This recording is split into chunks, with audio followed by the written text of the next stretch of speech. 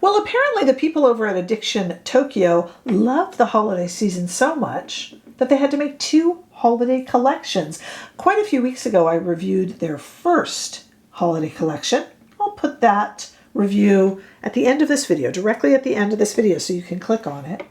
But they liked it so much, twice as nice. They went ahead and released a secondary holiday collection. This one is called Through the Looking Glass Collection, and we're going to look at Holiday 2, released from Addiction Tokyo today with me, Rebecca. I am a 20 or more year, actually, veteran of the fashion and beauty journalism, typed, printed, print journalist and editor. I have worked with some of the biggest names in the industry, and I have brought Not Fit for Print beauty here live to YouTube so that you have a little bit of a beauty magazine here that you can kind of look at almost every day.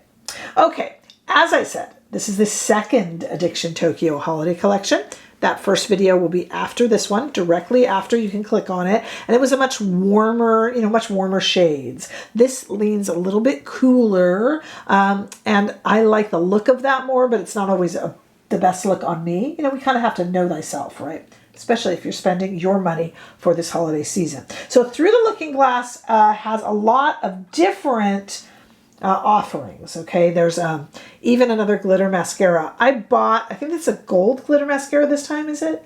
Did I buy the silver one? Yeah, I think I bought one and I kept seeing it in my eyelashes. I didn't do that this time, but there's another color. If you like that kind of thing, it can be pretty on the outside of lashes. So you might like that. There's a cheek stick, like a highlighter cheek stick. But I'll tell you what I got. I picked up what I thought was the most interesting. I picked up the Through the Looking Glass eyeshadow palette in 102. That does come in 2 different shades. This is $52. This one is called Antique Glass, and it's inspired by, well, vintage glassware, antique glass. I just thought the color story was really pretty, and it's miles cooler than that first holiday release from Addiction Tokyo for $52. I am hit and miss on the performance of eyeshadows with Addiction Tokyo, but this one's a hit. And so was the first holiday collection. Then we get something that's verging on the gimmicky. It's verging on the gimmicky, so it got my attention. And we'll talk about my obsession with gimmicks in all areas of life during the demo. But this is so cool. This is the Through the Looking Glass Cream Cheek Tint in Hidden Blush 101. It's $26, and boy, is it hidden. I am wearing it. You think this is a black blush, but it's actually not. It's kind of a slight pinky purple. And we're going to play with these right here, but we're also going to take it outside into the warm California sunshine. And then there is my favorite. You guys know this about me. I love Addiction Tokyo lip products, all of them, gloss, but my favorite is they have these lip serum tints that I've tried before. And this is one of 2 limited edition shades. It's called Amaretto. It's kind of I'm wearing it, but it's kind of a nice little, I don't know what you would call this. It's kind of a reddish brown, kind of reflective gold in it. And the formula, I've never seen another formula like this. It's just so nice. It's just kind of thin and like an oil, but like a stain, but it's comfortable. If you've never tried it, treat yourself. It's $26. It doesn't have to be this shade. Get one you love, but it's so good. And let's just, before we take this outside, let me just show you. It's still kind of reading as bruisey, purpley pink. But when you put it on, and it just kind of sits for a moment, you'll see it outside, it goes pinker and pinker and pinker. Kind of depends what you put it with, what you pair it with. And then, of course, the shades here, I have a towel on my leg to wipe off on. The shades here, never mind the pinky.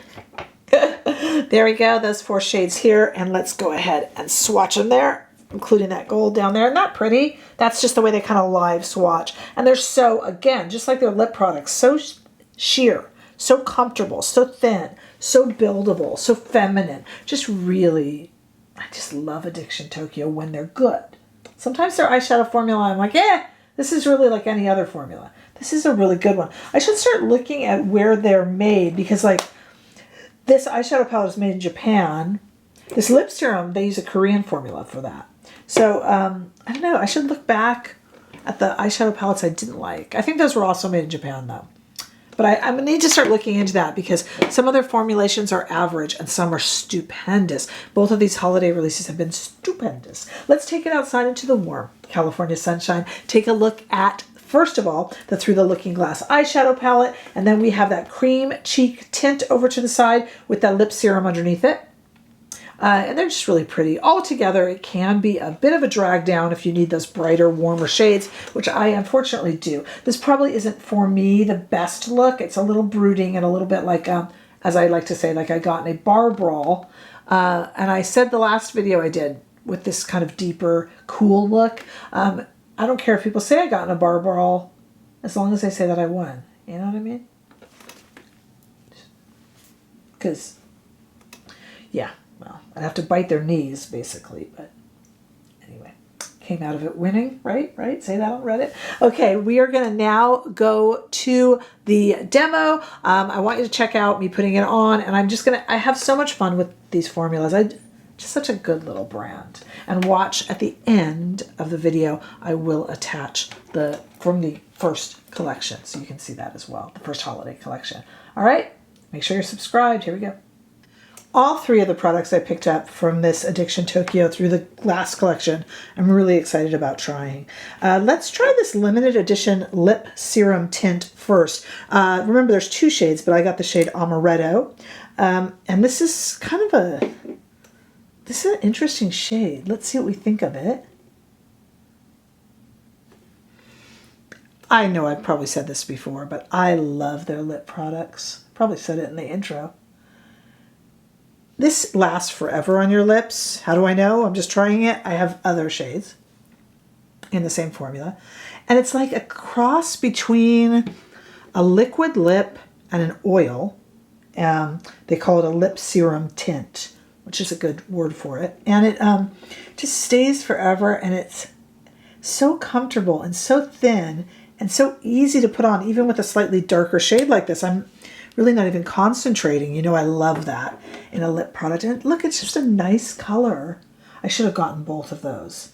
It's just hard, you know, because I'm purchasing so much for holiday that I try to cut back where I can. But something like this, you know, I should have really treated myself to it because I enjoy that product. Now, this is verging on the gimmicky. I probably also said that in the intro as well.